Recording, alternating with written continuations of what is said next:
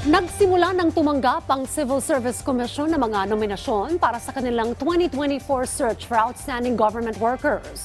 Bibigyan ng parangal ang mga kawani ng gobyerno na nagpamalas ng lubos na dedikasyon sa kanilang trabaho bilang bahagi ng rewards and incentives mechanism ng pamahalaan. Ang mga empleyado na nagpakita ng galing sa innovation, digital transformation at iba pang pagbabago sa rehiyon ay pwedeng i-nominate sa CSC Pag-asa Award, habang ang mga nagpakita naman ng galing na nakaapekto sa buong bansa ay pwedeng i-nominate para tumanggap ng Presidential Lingkod Bayan Award. Kwalipikado sa nominasyon ang career at non-career service employees, kabilang ang appointive barangay officials. Maaring magsumite ang mga nominasyon hanggang sa katapusan ng Marso.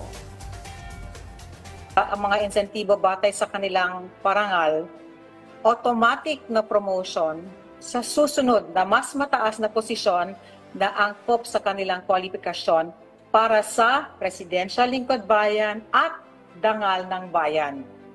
Award categories. Meron tayong cash reward ng 200,000 para sa mga individuals na mananalo po at 100,000 po para sa bawat miyembro ng isang grupo na may hanggang 5 miyembro.